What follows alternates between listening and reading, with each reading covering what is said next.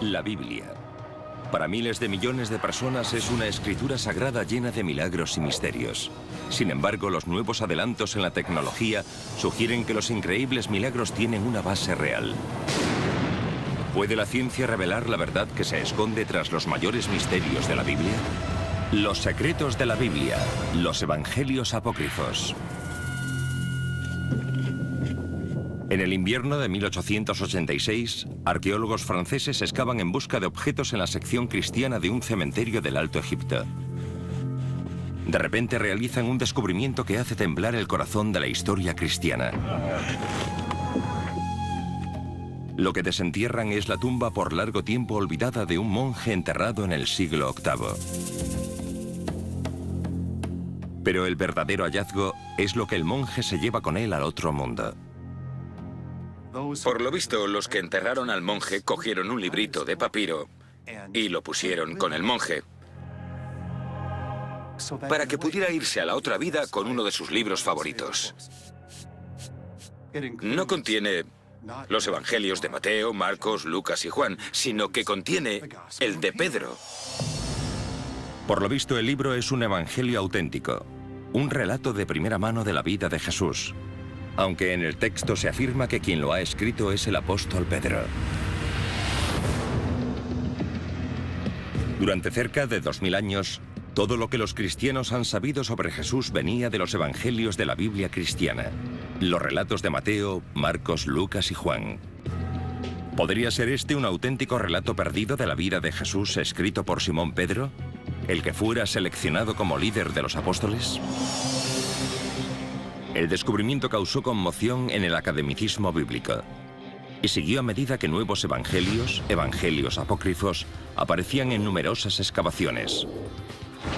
El Evangelio de Tomás, el Evangelio de María Magdalena e incluso el Evangelio de Judas. Su hallazgo reveló alarmantes y polémicas historias sobre Jesús que fueron suprimidas por la Iglesia primitiva. El Evangelio de Pedro asegura revelar los hechos de la resurrección de Jesús. El de María Magdalena dice que ella quizá fuera la verdadera líder de la Iglesia cristiana. El de Judas dice que Jesús pidió ser crucificado.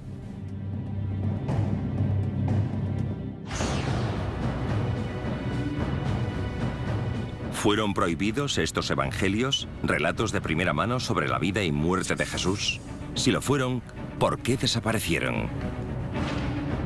Mediante la aplicación de tecnología punta como el microscopio de electrones, la prueba del carbono 14, la paleografía y los últimos avances en arqueología, los expertos examinarán los evangelios apócrifos para determinar su edad, su origen y si contienen verdades olvidadas de la mayor fe del mundo.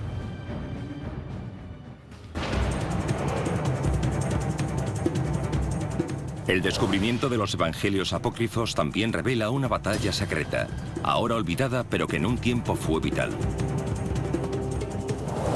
Una batalla por el alma del cristianismo. Por un lado hay un grupo devoto que reivindica una relación directa y espiritual con Dios con una serie de evangelios propios. Por el otro, una creciente jerarquía del cristianismo ortodoxo que solo acepta 4 evangelios. El resultado de esta batalla determinará el futuro del cristianismo.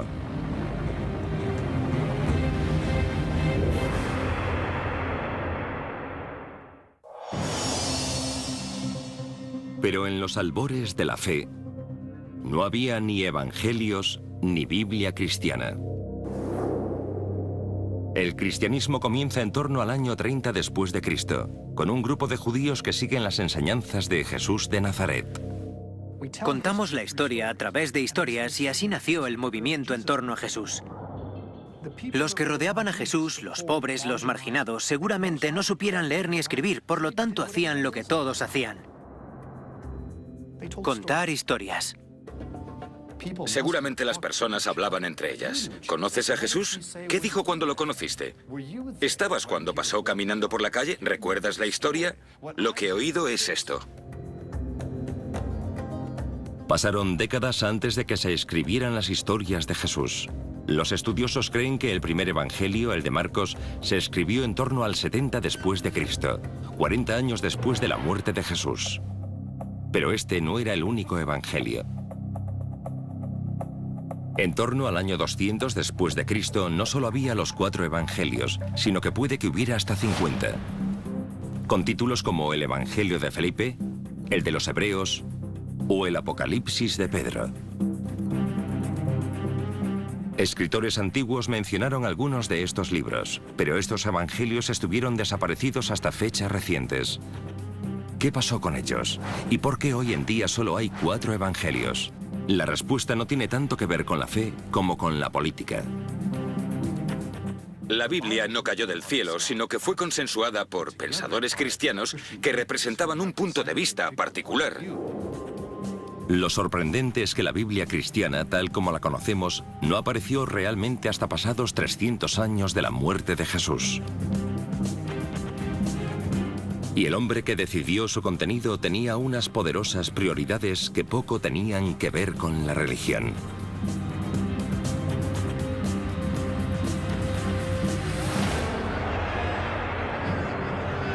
En 312 después de Cristo, un emperador romano llamado Constantino, un pagano politeísta, aseguró haber tenido una visión de la cruz antes de una batalla.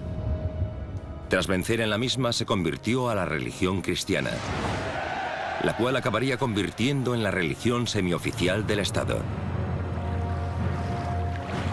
Constantino quería aprovechar esta nueva religión para unificar un imperio romano que se estaba desintegrando. En ese momento el cristianismo era una religión poco organizada, un conjunto de iglesias con diversas creencias y diversas escrituras. El emperador pretendía cambiar eso. Sin embargo, se dio cuenta de que esta gente no estaba muy bien organizada. Y si algo sabían hacer los romanos era organizar las cosas. En 325 a.C., el emperador Constantino convoca el Concilio de Nicea para establecer los principios básicos del cristianismo. Reúne a los líderes eclesiásticos más poderosos del mundo para debatir la legalización de una religión cristiana formal. Una de las cosas interesantes que quedan claras es que sobre todo le interesa la unidad. Quiere que la religión cristiana aporte al imperio su base ideológica. La meta del Concilio de Constantino era unificar la fe, tanto en lo religioso como en lo político. Tras varias semanas de debate, los diferentes obispos y sacerdotes consensúan un conjunto de principios que unifican todo el cristianismo y colocan la religión bajo el control estricto del emperador. Entonces utilizó su autoridad para decir: bueno, chicos, se acabó. Las cosas cambiaron de forma drástica bajo el mandato de Constantino. Se produce una redefinición de cómo se va a entender a Dios. Dios es ahora el protector del Estado, que busca utilizar la religión para sus propios fines, para unificarlo todo, porque con mucha disensión no se puede gobernar. Constantino también unificó los evangelios cristianos y los limitó a los que él consideraba apropiados para la religión estatal. Aunque el Concilio de Nicea no estableció oficialmente el contenido de la Biblia cristiana, Constantino dejó claro cuáles eran los evangelios para él aceptables. Encargó la creación de 50 copias de la Biblia cristiana que contenían únicamente los evangelios de Mateo, Marcos, Lucas y Juan. ¿Qué pasó con los demás evangelios? En 382 después de Cristo, otro concilio eclesiástico prohibió su lectura a los cristianos. Bajo el reinado del emperador Teodosio, todos los demás evangelios fueron considerados heréticos y fueron prohibidos y enterrados. Se arrestó a sus propietarios y en ocasiones se les mató.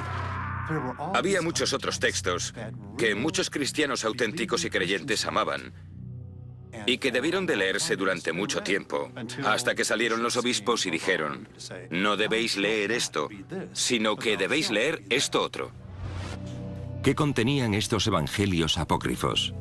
¿Qué los hacía tan amenazadores para tener que ser prohibidos o destruidos? Nadie lo supo durante casi 2000 años.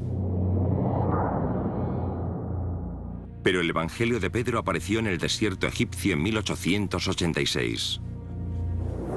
Otros asombrosos descubrimientos tuvieron lugar en el siglo XX. Los Evangelios de Tomás, de María Magdalena y de Judas. Estos evangelios apócrifos ofrecen una visión muy diferente de Jesús. Un enfoque distinto de la espiritualidad. Y una versión perdida del cristianismo que antaño llegó a amenazar la mismísima fundación de la propia fe.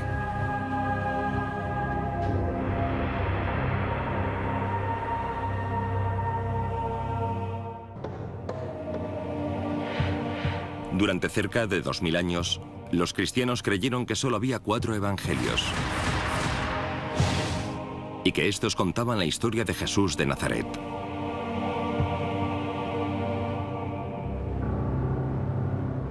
En 1886, el Evangelio apócrifo de Pedro fue el primero descubierto en siglos, lo cual sugería la existencia de una historia secreta de escrituras prohibidas.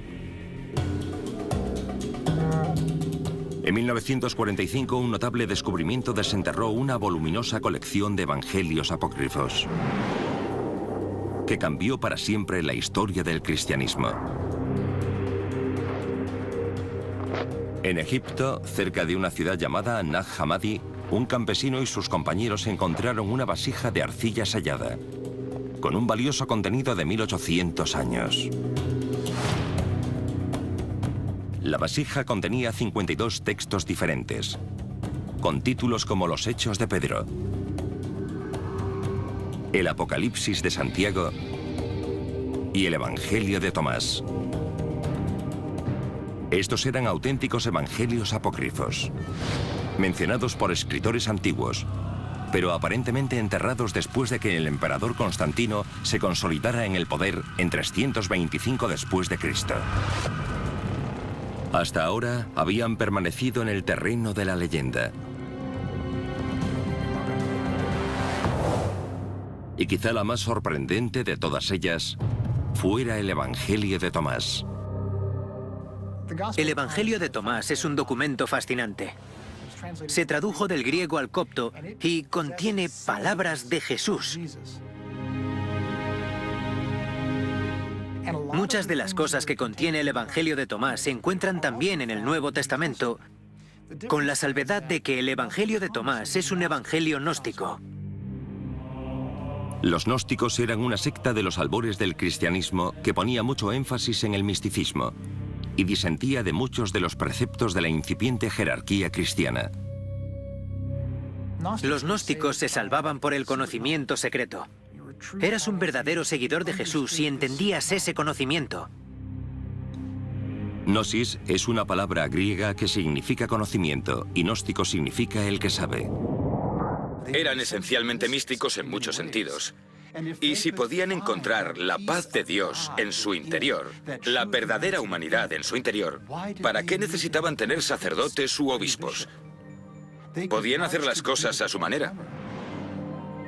En el Evangelio de Tomás, Jesús parece transmitir un extraño mensaje, una enseñanza secreta que es muy diferente de la que ofrecen los evangelios tradicionales. Estos enseñan que Jesús es el único Hijo de Dios. El Evangelio de Tomás sugiere que todos podemos convertirnos en hijos de Dios. Dice, cuando os conozcáis a vosotros mismos, seréis conocidos y entenderéis que sois hijos del Padre. En otras palabras, si a Jesús se le puede considerar Hijo de Dios, también todos nosotros somos hijos e hijas de Dios. Jesús no tiene nada que los demás no podamos tener. Podemos tener el mismo tipo de relación con lo divino, el mismo tipo de unidad con Dios. El Evangelio de Tomás predica la conexión personal con Dios sin necesidad de iglesias organizadas, sacerdotes ni obispos. Muchos sacerdotes y obispos se sintieron ofendidos por los gnósticos, que iban a la suya, que tenían línea directa, que usaban el teléfono rojo con la divinidad. Esto no cayó bien entre las autoridades eclesiásticas. Puede que esa sea la razón por la que el Evangelio de Tomás fue considerado herético. La independencia de las creencias gnósticas socava la jerarquía eclesiástica. Los gnósticos creen que sus propios evangelios son tan válidos, si no más, que los de Mateo, Marcos, Lucas y Juan. En el caso del Evangelio de Tomás, puede que tuvieran razón. Cuando estos evangelios gnósticos fueron descubiertos en 1945, surgió un problema perturbador. Resultó que el Evangelio apócrifo de Tomás podía ser más antiguo que los de Mateo, Marcos, Lucas y Juan. Hay un debate entre los estudiosos en lo concerniente a la fecha del Evangelio de Tomás. Lo que sí sabemos es que tenemos papiros muy antiguos en griego del Evangelio de Tomás. Y parece que ciertas partes de dicho evangelio son de épocas muy tempranas. De hecho, hay partes que puede que daten de los primeros días de la Iglesia. Muchos estudiosos creen que los 4 evangelios clásicos se escribieron una generación después de la muerte de Jesús, entre 40 y 60 años después de que se produjeran los hechos.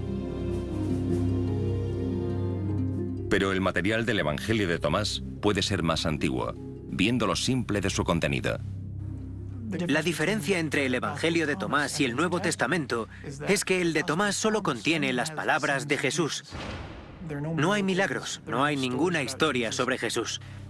El hecho de que el Evangelio sea solo una colección de las palabras de Jesús puede sugerir que es más antiguo y que los elementos narrativos e históricos de los demás son añadidos posteriores. Si el de Tomás es realmente más antiguo que los 4 clásicos, ¿significa eso que es más fiel al mensaje de Jesús?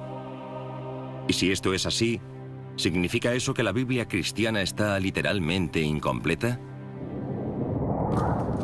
Puede que la respuesta dependa de encontrar la fecha exacta en la que se escribió el Evangelio. El Instituto de Conservación del Museo Smithsonian, o MCI, despliega un equipo de especialistas y científicos para extraer los secretos del antiguo documento. Lo que hacemos es lo que haría un detective. Nuestros científicos examinan el documento con diferentes instrumentos para entender en esencia qué es y de dónde procede. Los académicos buscan pistas de la edad de un evangelio en el papel y la tinta del documento. A veces siento que puedo meterme en la cabeza del creador, especialmente porque los conservadores necesitamos desarrollar una especie de visión de rayos X en retrospectiva. Tienes un objeto enfrente que ha llegado hasta aquí en su estado actual y en su condición actual, y tienes que pensar en todas las cosas que le han pasado. Una pista de la antigüedad del papiro puede hallarse en la propia escritura. En la época de Tomás, la mayoría de la población era analfabeta. Tal vez el Evangelio fuera realizado por un escriba profesional. Los investigadores descubren la verdad mediante un conocimiento exhaustivo de los métodos y herramientas de un escriba. Los escribas no son simples escribientes, llevan consigo sus materiales de trabajo, preparan sus tintas en estado sólido y luego van moliéndolas sucesivamente y añadiendo líquido para darles la fluidez necesaria. Es de esperar que haya una cierta variabilidad en el tamaño de las partículas. Y algo muy pero que muy perfecto y muy pero que muy puro y muy uniforme podría ser una señal de que se trata de un material más moderno. Vale, retrocede y sube. Al observar detenidamente el Evangelio de Tomás, se concluye que no era una obra moderna, pero se sigue sin saber la antigüedad exacta del Evangelio. A este se le practicó la prueba del carbono 14. Sus páginas revelaron que la copia databa aproximadamente de entre el siglo IV y V después de Cristo. Las copias más antiguas de Mateo, Marcos, Lucas y Juan son aproximadamente de la misma época. Pero se cree que deben de ser copias de textos mucho más antiguos, ya que hay referencias escritas a ellos que datan de 150 después de Cristo. La antigüedad exacta del Evangelio de Tomás sigue siendo esquiva y polémica. ¿Es más antiguo y más exacto que los de Mateo, Marcos, Lucas y Juan? Hasta que se encuentre una copia más antigua, la pregunta sigue siendo un misterio. Pero sea cual sea la edad del Evangelio, revela una batalla entre 2 sectores dentro del cristianismo. La iglesia tradicional tenía de su lado a Mateo, Marcos, Lucas y Juan. Pero los gnósticos aseguraban contar con el apoyo de la mismísima María Magdalena.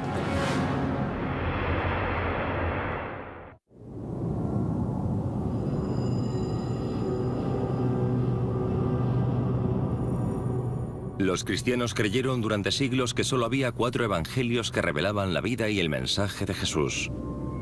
Pero esa idea cambió a finales del siglo XIX, con el descubrimiento del primero de los evangelios apócrifos. De entre estas escrituras olvidadas, una de las más convincentes se descubrió en Egipto en 1896. Un evangelio con un autor muy sorprendente. Es un evangelio escrito en nombre de una mujer. Y no cualquier mujer, sino aparentemente María Magdalena. María Magdalena es una discípula muy querida por Jesús. Forma parte de su círculo más cercano.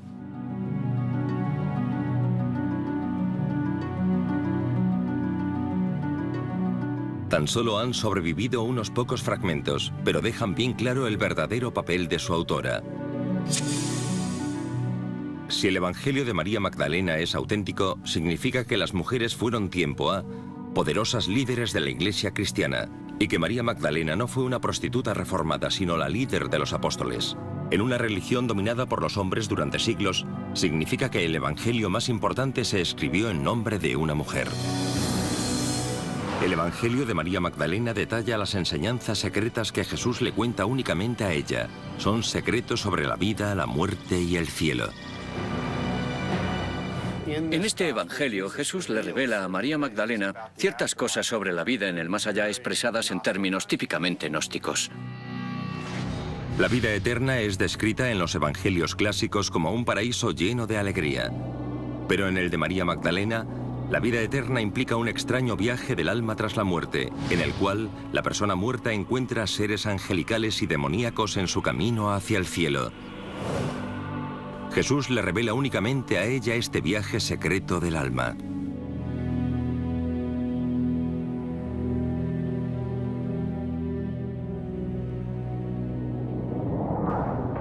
El Evangelio relata que Pedro, el líder de los apóstoles, se pone hecho una furia cuando conoce esta revelación. Pedro dice, ¿de verdad habló él con una mujer sin que lo supiéramos? ¿Tenemos que cambiarlo todo para escucharla a ella? ¿La prefería él a nosotros? En el Evangelio los apóstoles hacen caso omiso de la denuncia de Pedro y apoyan a María Magdalena diciendo, si el Salvador la consideró digna, ¿quién eres tú para rechazarla? Lo significativo es que había una especie de vínculo espiritual, que a María Magdalena se la consideraba una persona perspicaz, una líder. Alguien con la capacidad de motivar a los demás, y que ese era su verdadero don. Ella entendía el pensamiento de Jesús y era capaz de comunicarlo. Este es un evangelio que ofrece una perspectiva muy diferente de cuál es el mensaje de Jesús y que presenta a María Magdalena como la única que entiende esa perspectiva de un modo que los demás apóstoles no entienden. ¿Pero es este texto un verdadero evangelio? ¿El testimonio de María Magdalena? De ser así, podría cambiar la historia del cristianismo y revolucionar el papel de la mujer en la iglesia cristiana. La clave reside en la antigüedad del Evangelio. ¿Es más antiguo que los 4 evangelios clásicos? ¿Podría haberlo escrito la mismísima María Magdalena?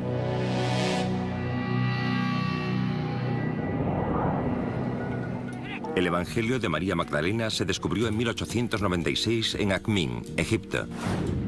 La prueba del carbono 14 revela que este texto fue copiado a mano en el siglo V. Pero con el paso de los años, fragmentos de su Evangelio han aparecido en otras partes de Egipto y son mucho más antiguos. Los últimos avances tecnológicos pueden ayudar a clarificar la antigüedad exacta de incluso fragmentos minúsculos de un texto antiguo. El uso de un microscopio en 3 dimensiones permite a los científicos centrarse en los detalles que ofrecen pistas sobre su antigüedad.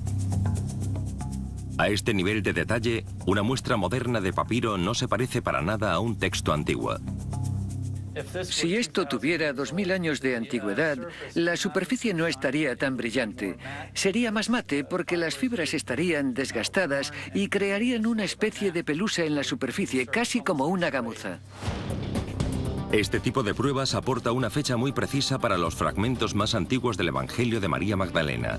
Se escribieron aproximadamente en 200 después de Cristo. El lenguaje y el vocabulario también sugieren que se escribió en el siglo II y no en tiempos de Jesús.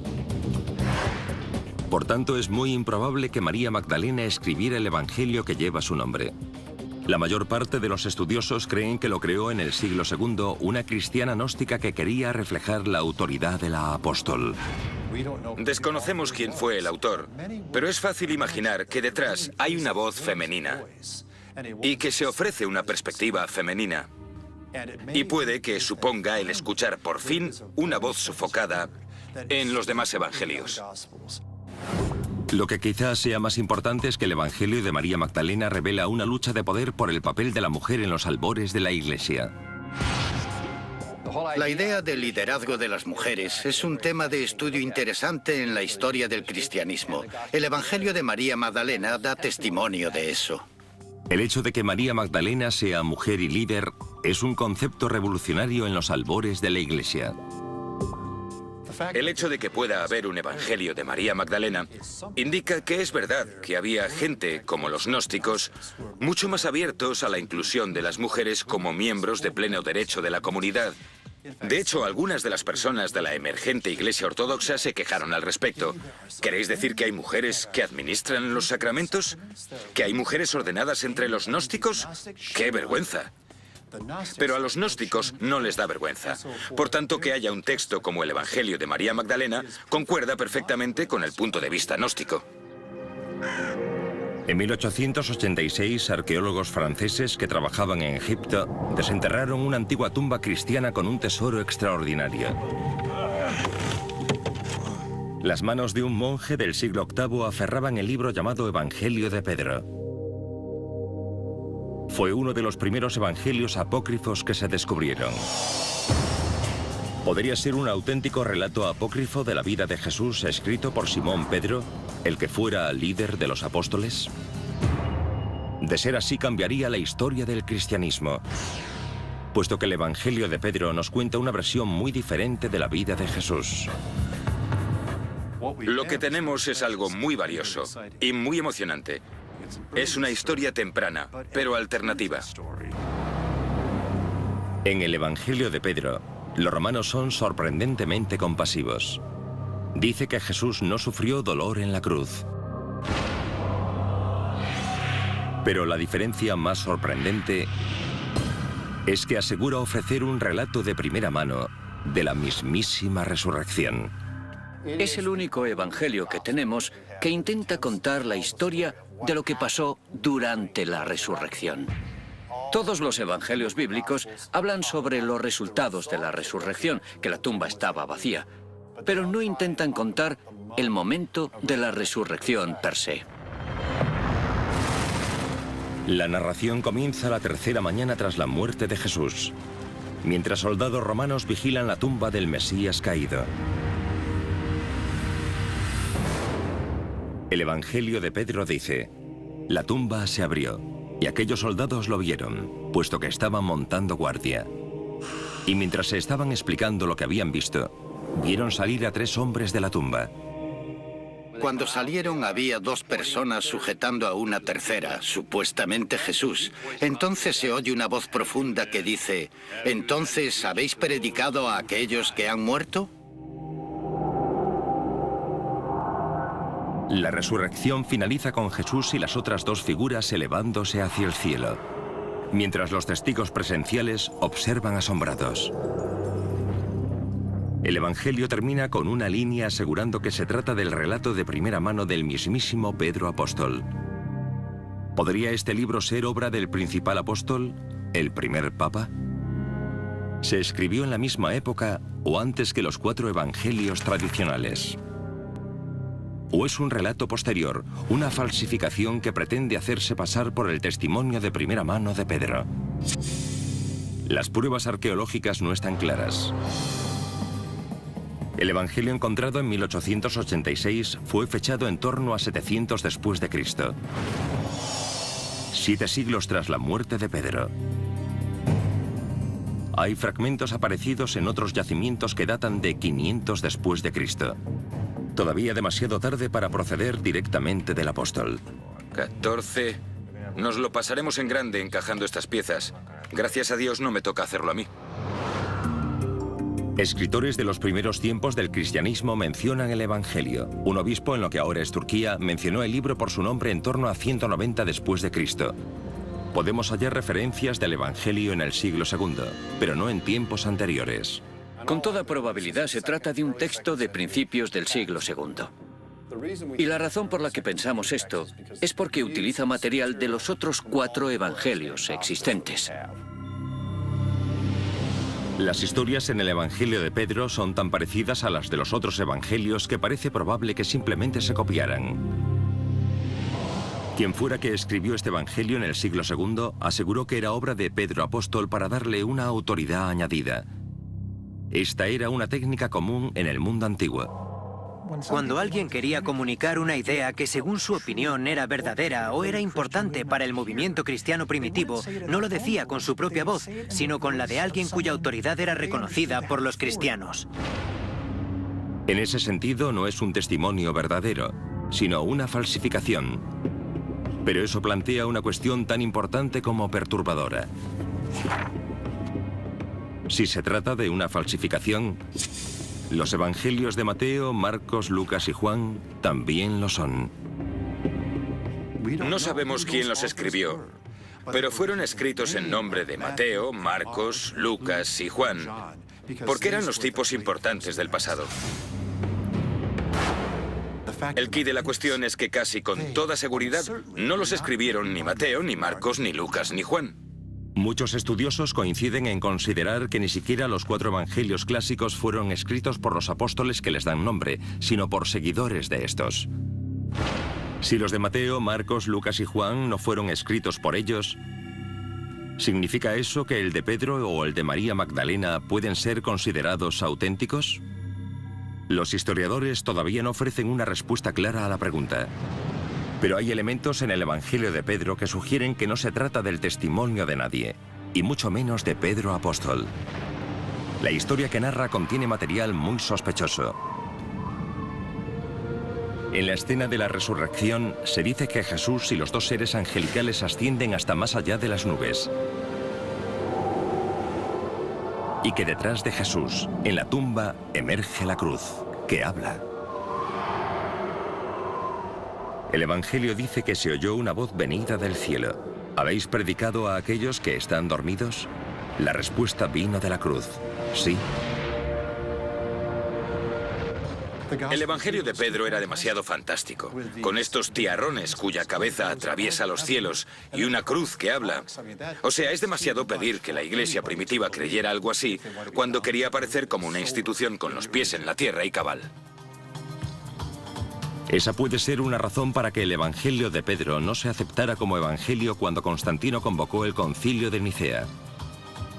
Aún así, seguía habiendo grupúsculos de cristianos devotos que consideraban este libro sagrado lo suficientemente sagrado como para enterrarlo con un monje en torno a 700 después de Cristo.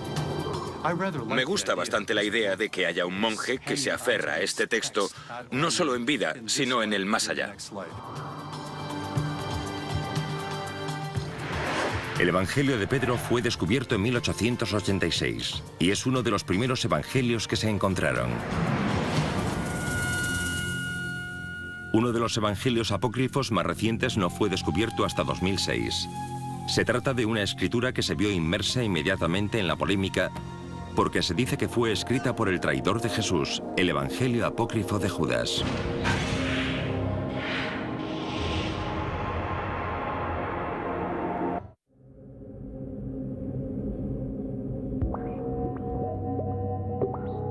El descubrimiento de los evangelios apócrifos en el siglo XX cambió nuestra manera de entender la historia cristiana.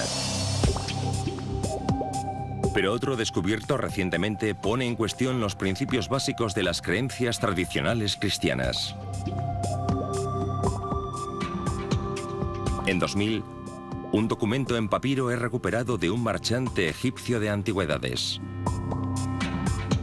Se cree que se encontró originalmente cerca de Nag Hammadi, donde se descubrieron los primeros evangelios gnósticos.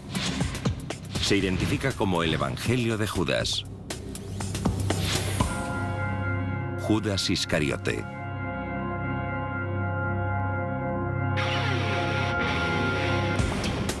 Cuando se publicó se le dio mucho bombo a la idea de que Judas era un héroe, que pasaba de ser el traidor de Jesús, como aparece en los evangelios bíblicos, a ser elevado a los cielos porque simplemente ejecutó la voluntad de Dios.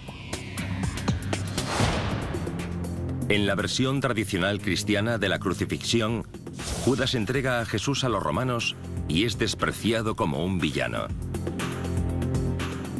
Pero en este evangelio la historia de traición da un giro para convertirse en una historia de sacrificio personal. Jesús reconoce a Judas como el más sabio de los apóstoles. Todo trata de la relación entre Jesús y Judas. A Judas se le considera un discípulo muy especial. Es él quien recibe la iluminación y el que parece tener una comprensión más perspicaz sobre quién es Jesús. Jesús dice que Judas entregará solo su cuerpo físico a los romanos. Él mismo escapará de la crucifixión y regresará al reino espiritual. Esta es una clara señal de que el evangelio tiene raíces gnósticas. No creían que Jesús fuera realmente humano. Solo aparentaba serlo, era un espíritu, por así decirlo. Y la idea general del gnosticismo era deshacerse de la túnica, de la ropa, del elemento humano, para poder volver a la forma pura del espíritu. Es una considerable inversión de los términos de los evangelios cristianos clásicos, y fue objeto de polémica desde el momento en que se publicó en 2006.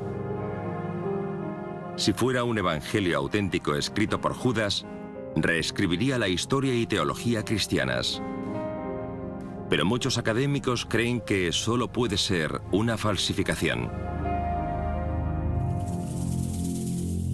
La idea de un evangelio de Judas Iscariote es tan provocativa que mucha gente se ha preguntado, ¿podría ser que esto fuera una falsificación?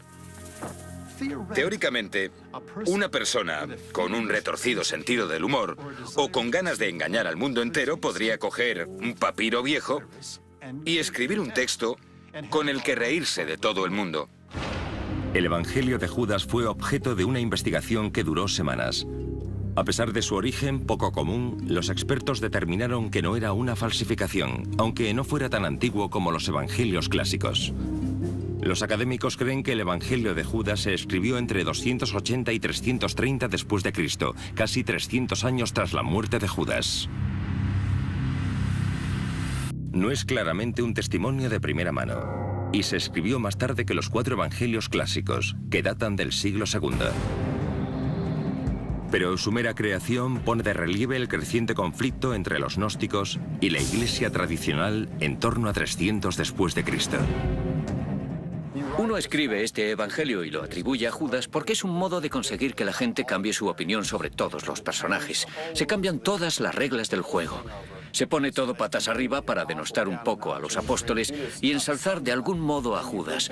Con eso reconfiguras la comprensión del mundo, porque el evangelio de Judas critica duramente la iglesia surgida de las normas apostólicas.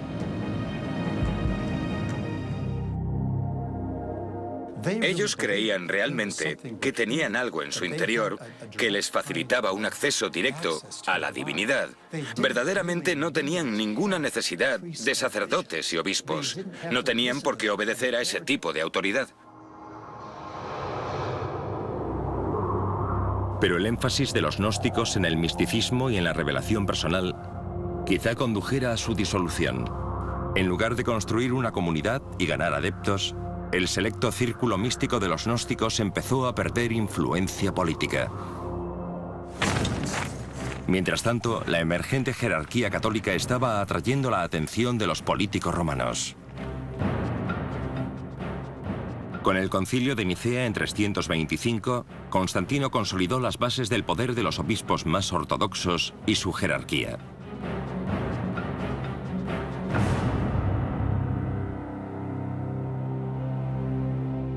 Los 4 evangelios de Mateo, Marcos, Lucas y Juan quedaban incluidos.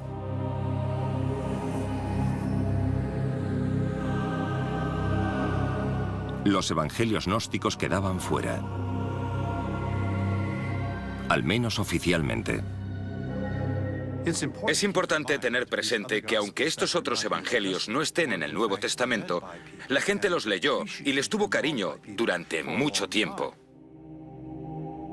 ¿Pero qué dice esta evolución histórica del Nuevo Testamento acerca de la legitimidad de los evangelios apócrifos? El estudio de los evangelios apócrifos fue fascinante. Nos ayudan a entender las tensiones culturales por las que atravesaba el cristianismo y cómo las enfrentaron.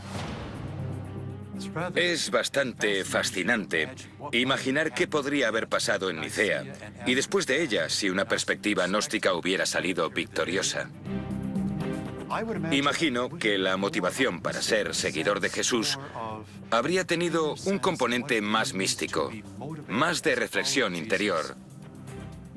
Habría sido una iglesia muy diferente, con características diferentes y un cariz más místico. Pero los gnósticos no salieron victoriosos de Nicea. Y en algún sitio de un monasterio del desierto de Egipto, un grupo de monjes gnósticos debieron de preocuparse por el destino de sus amados evangelios. Supongo que amarían este tipo de literatura hasta el fatídico día que el arzobispo Atanasio de Alejandría anunció a todos los monjes que ya era hora de deshacerse de los libros heréticos y empezar a leer los textos bíblicos. Quizá con un gran dolor de corazón los monjes sacaran estos valiosos libros de la biblioteca de Nag Hammadi, pero no podían destruirlos. Por tanto, los escondieron en una vasija en la que se preservarían para siempre o casi para siempre, al menos hasta que conseguimos encontrarlos en nuestra época y volverlos a leer. Durante milenios, la Santa Biblia con los 4 evangelios del Nuevo Testamento se ha esgrimido como la verdadera historia de Jesús. Algunos piensan que los evangelios apócrifos revelan el camino que no tomó el cristianismo. Otros creen que ese camino no se tomó por un motivo. Se dice que a veces la historia la escriben los vencedores. Y la idea es que ahora pueden hablar los perdedores. Es valioso escuchar a los perdedores, pero también hay que decir que a veces los vencedores merecen vencer. Siglos después de que fueran enterrados en la arena del desierto, los evangelios apócrifos siguen levantando polémica. Quizás este hecho sea un testimonio del poder de la palabra escrita para la transmisión de la fe, la esperanza y el misterio a lo largo de los siglos y en todo el mundo.